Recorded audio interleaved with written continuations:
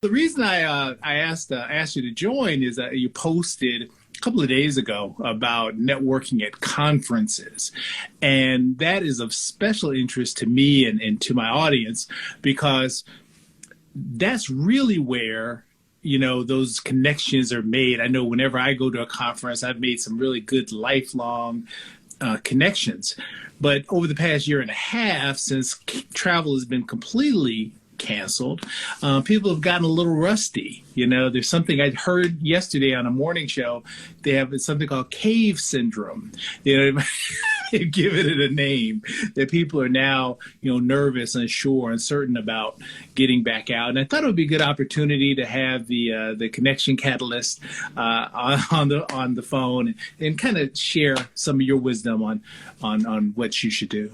So they've actually done surveys, and they say that people who go to the space station or people who traverse Antarctica or people who are put in solitary confinement, when they get back into social situations, they've become somewhat socially awkward. And there's a lot of people who are saying that there's an entire segment of our population who is now going to be socially awkward for the next several months as they sort of re-enter to attending live events or just going to the office. And I talked to a guy who's a brain scientist, and he said that our brains have changed because of quarantine. Like what we were used to, the way our synapses happen for a lot of people, especially those who were, more lonely, things are changing. So people are going to have to relearn how to engage in person. That is amazing. And I'm telling you, it's true. Particularly, I found, not even talking about people, but in directions. Like I would go downtown recently, and I can't find anything. Like places I used to go just regularly, just really without a daydream. I think that's just getting old, right? It could be, but I do think there's something about the COVID because there are places that literally, like going to my office at work. Obviously you just go every day, and now it's like, God. Is it on the left or do the right or do I go around the block? So yeah, there is something to be said about the synapses. There's also the crazy part that I was taking a friend back to his hotel last night who was visiting, and I took a right turn to get to the street where his hotel was, and they had blocked it off, not just with like cones. They had like the street was gone, and they had like a walking path, and I'm like, don't know when that happened. Yep. Or there's new buildings, new buildings that have just popped up, and new shopping malls or new ones are open, old ones are closed. Restaurants that you've been going to for decades are no longer open, and then there's a new sushi burrito spot on the corner. Wait, when did they put that up? So yes, I get it. The world has changed, and now I think it's up to us to figure out how do we change with it. But I think what doesn't change is the need to connect. Excuse me. No worries. Yes, is the need to connect. So, this is happening. People are getting invitations to go to conferences, as soon as this fall. There's a big conference coming up in September. What advice would you give to people? Is there a step-by-step? Is there a way, something you should do before you go? Is there some things you should do when you get there? Or some things you should do after? I wanted to kind of get your take on those things. Yeah, one of the best things you can do when you're going to a conference, especially if the group publishes the attendee list, or if they have an app where everybody who's an attendee is there. Yes. Scan the list. Go in knowing who do I already know in my industry who's going to this industry conference, and reach out to people. If your friend Mary is going, reach out to her and say, hey, I look forward to seeing you, so that you have some sort of friendly faces. And it doesn't have to be your best friends, just people who would know your name. Like I've never met you in person, but if you and I were going to the same conference, I'd be like, hey, Ray, let's grab coffee. And then you have sort of a touch point of people. So do the planning for connecting with people in advance, especially if it's a bigger conference. Conferences that get over 500 or 600 people, you can be at and never see the people you want to see. I mean, I've gone to conferences and told people, oh yeah, we'll just cross paths. But there's 2,000 people there and you never cross paths with them. Here's a story of what I'm doing preparing for the National Speakers Association conference. So it's usually about 2,000 people. This year, it's going to be about 500 people, and a lot of people aren't going. There's still some seats available. I think they were able to extend the cap to 600, and people are like, well, it's only going to be 600 people. I don't want to go. And I'm like, when there's 2,000, how many people do you meet? I mean, really, you're only going to meet a couple of dozen people. Anyway. So your odds are better at a smaller conference. So one of the things I'm doing is it's dinner on your own every night. I made reservations in restaurants inside the hotel for 7:30 or 8 o'clock every night, because I learned in the past that if you get a group together and everybody goes, oh, let's go to dinner, you can't get into the restaurants because too many people are there. So I made reservations, 2 months in advance for groups of 6 or 8. And now what I'm doing is, like, if you were going, I'd be like, oh, do you want to go Friday night or Saturday night? I'm curating groups. I'm curating groups that aren't my best friends. Now, a little carve out. Sunday night of the conference, my mastermind group, there's 4 of us, we're going to dinner together, and we're going off property so we don't run into other people. We want to have our own private dinner. But I'm only doing that one of the 4 nights. And the other 4 nights, I'm curating dinner with people I don't know very well. Oh, my God. So plan in Genius. advance. Plan for serendipity would be my first tip. That is amazing. That's amazing. So that's good. And I think Keith Ferrazzi actually suggested faxing. I thought this was just a genius move too. So, and I can't wait to try this. So you get a list of the people who are speaking. Now, obviously you don't have their phone number, you don't have their contact information, but you can send a fax to the front desk of the hotel, to the speaker, and invite them to your dinner. And they may show up. Well, so that's interesting. The other thing is that I've done this when people are coming to my town for a conference. So like maybe I'm not even attending the event, but it's a speaker. But you could morph this to an event where you're going to a hotel. And that is, I've created a little gift basket, and I drop it off at the front desk and say, this is for Ray Abram, who's checking in tomorrow. And then when you check in, they go, oh, we have this basket for you. And people are thrilled about that. And so if you're going to a conference, that's another thing you can do. Maybe not the speaker. I mean, I always say don't stalk people you don't know. Okay, good point. But people who you know of well enough that they'd take your call, or, if they got your email, they'd know who you are. You could do that. Or you could, like, here's an idea. If you're going to a conference and there's 7 people you'd like to see, you could write handwritten notes to all 7 of them, give them to the front desk. They'll either deliver them to the room or give them to them. And you could say, hey, Ray, I know we're both at this event, and with 2,000 people, it's so hard to meet. I just wanted you to know that running into you is a priority for me. If you got a note like that at the conference, would you be like, how dare he leave a note? No, right, of course not. Yeah, so that's not stalking. And to your point, I would never advocate stalking, but just invitation sometimes can be appreciated. We tend to think that the people who are well known get so many invitations to things, and sometimes they do, but many times they don't. They're in a new city. They don't have anything to do. So offering an invitation, if you're free, pop through, can't hurt. And again, I mean, you can fax it, you can deliver it by carrier pigeon, you can leave it with the front desk clerk, but anything you do that's different. I mean, I can tell you in all the years I've stayed in hotels, and I was traveling 100 nights a year before the pandemic, probably 3 times did anyone ever leave me anything that was special. Once I was in San Francisco and I got a knock on my door from room service, and I'm like, I didn't order room service. And they go, no, the Morris family sent you a cake. And I'm staying by myself in the hotel, and friends of mine who didn't even live in the city where I was knew I was in San Francisco, and they sent me a cake to my room.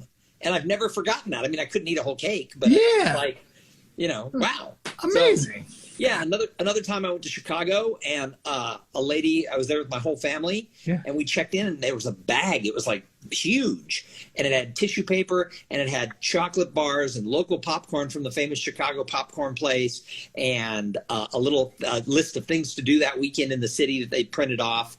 And that was in there for our family. And we didn't even have time to see that friend while we were at the hotel. So that's where I got the idea. When people come to town, I often will leave them a basket with like Austin beer and, some Austin candy, and stuff like that. But, and then just tell them, hey, if you have time, I'd love to see you. If not, enjoy my city. Oh man, that is awesome. That's awesome to know. Oh, cool. So moving on. So now you're there, right? So now you're an attendee. So you've done your work, you've done your homework, you know who's there, you've given gifts or sent notes. How do you kind of break out of your shell? I think what happens to a lot of people, they go to these conferences and they're overwhelmed with just the people everywhere. And so how do you recommend I go about, how do you get organized so that you meet the right people and you actually form connections while you're there? So first of all, I have to call out my friend Adam, who's in the room, who's leaving funny comments down there. But so Adam has a voice that sounds like, you know, it was meant to be like this. He has like the most seductive voice in podcasting. It's like, hello, this is Adam. Welcome to my podcast. And, you know, so anyway, when you get to the event, there's two things. One is don't hang out with the people you traveled with. So if you're going to a conference with your best friends, or you're going to a conference with some coworkers, you know, turn to those coworkers and say, I love you, man. I'm going to go sit with some other people. Because if you sit with 3 people from your office, you're going to have a problem in the fact that you're just going to talk to them. So try to break out a little bit on your own, or maybe with one other person. Have like a networking buddy that you can go with. But then the second thing is realize that there's a lot of people who are going to be in this weird situation of feeling awkward about networking and connecting. And so when you see people sitting by themselves, you can go over to them, sit down next to them and go, God, it's kind of overwhelming to be back in person, isn't it?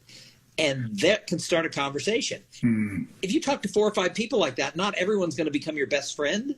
But if one person you really hit it off with and they're the person you needed to meet at that event, then it was worth talking to 4 people. So you have to be a little bit more aggressive than you were before as starting conversations. And if the person doesn't respond, be nice, move on, find somebody else. But if you just sit there and wait for people to come to you, it's going to be worse than it was before the pandemic. Yeah. Very good point. Very good point. Cool. So now that you made the connections, right? So now you've gone, you've introduced yourself. Well, one thing I did want to ask you about, how do you feel about elevator pitches? I think conferences, that's probably one of the things that is the most controversial thing about attending conferences. Should I have an elevator pitch or not? So the concept of the elevator pitch is great. The way it's put into practice and the way it's taught is often lame-o. So here's the thing. For those who don't know, the idea behind the elevator pitch is that I've pre-memorized 2 or 3 quippy sentences about myself that I'm going to be able to share when I meet somebody at a networking event. And so it's like we flick a switch. So if we meet and we get on the elevator together on the 30th floor, the idea is I can deliver it before we get to the lobby.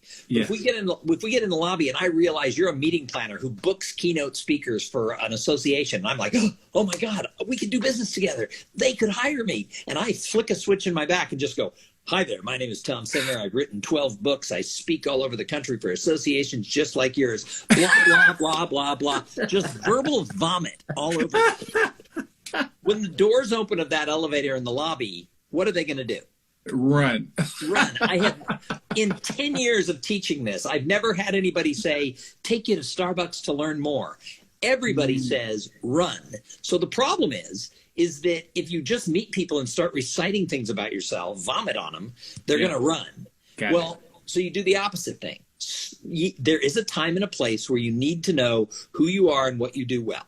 Great. Memorize something about yourself and then put it away till it's your turn. When you meet people, instead, ask them 3 or 4 questions. So let's pretend that you and I just met at a conference. And I say, so Ray, why did you come to this conference? To get some information and meet some new contacts and build my business. So how is the meeting people going for you at this conference? Are you finding it really easy to meet people, or are people a little bit shut off? Yeah, it's so-so. Some people are very easy to talk to. Some people are a little cliquey. Yeah. So of all the people you've met, who's been the most? Most interesting? That's a good question. I'd say Joe. He had a great story about how he started his business. Really interesting.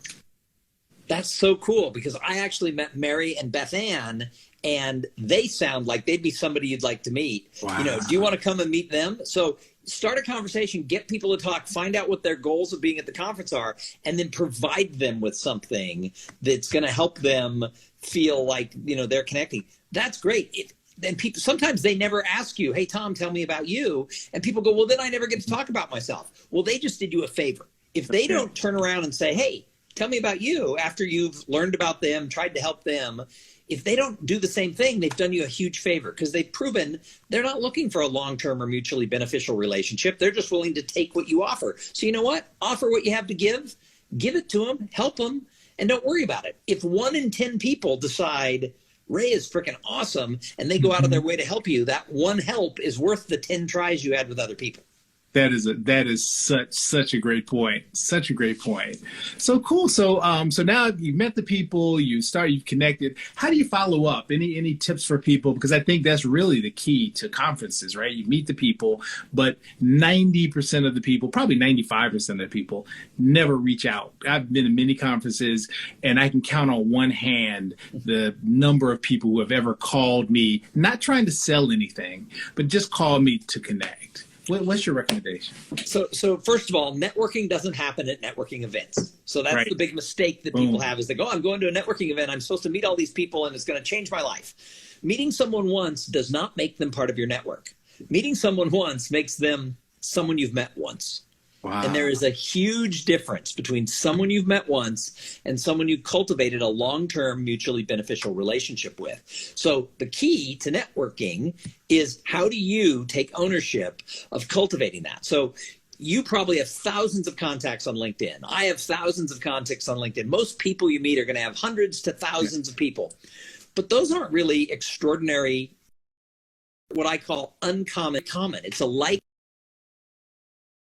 a link, a share, and a follow.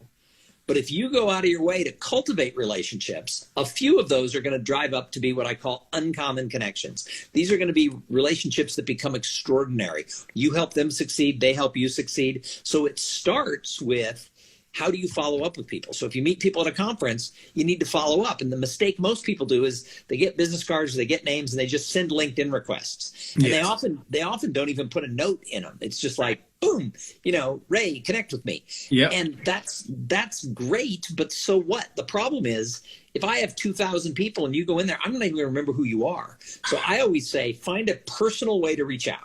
Big fan of the handwritten note. Used to be easier to do because business cards used to have addresses on them. Now, people aren't at the office. I sent a handwritten note to somebody, they got it 8 months later. However, they were freaking impressed I sent it. So, the fact that they got it 8 months later, it was just a little delay. So you find a way to follow up. So if you're going to use electronic follow-up, be it a text, a phone call,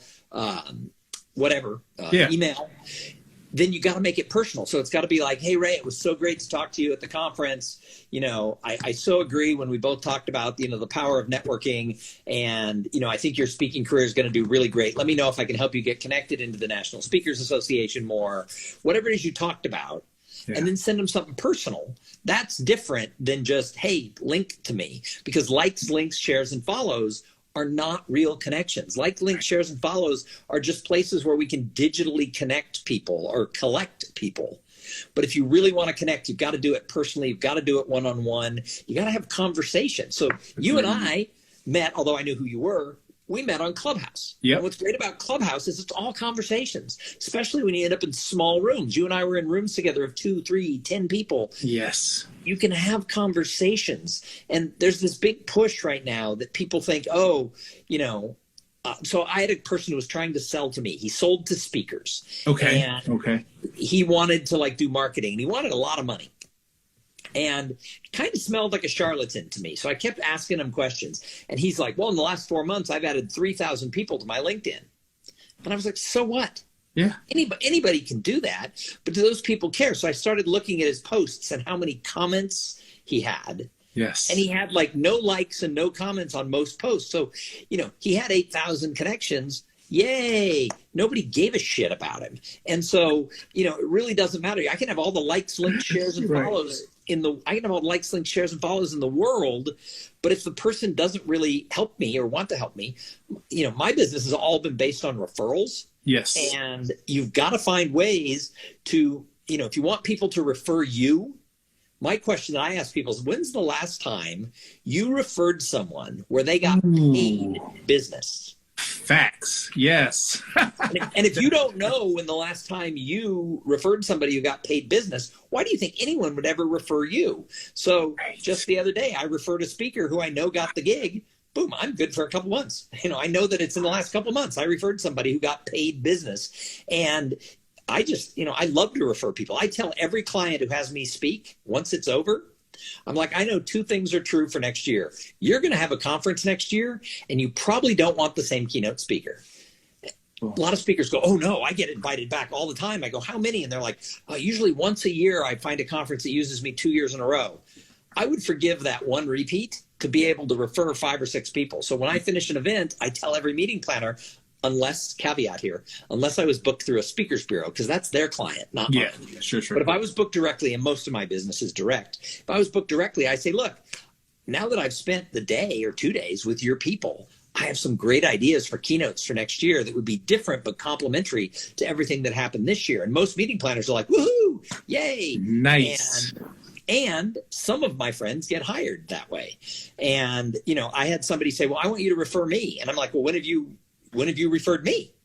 And they're like, well, but you refer people. And I'm like, yeah, I refer people who are good speakers, and I've seen them speak. I've never seen you speak. Yeah. And, what have you done for me? This is a two-way street. So if it's a two-way street, give, you get once. Give, you get once. And you come out way ahead of the person who sits back going, well, I'm not going to help Ray because he's a competitor, and I probably could be a keynote speaker for 30 years in a row for that conference. No, you can't. Nobody's going to use you even 3 years in a row.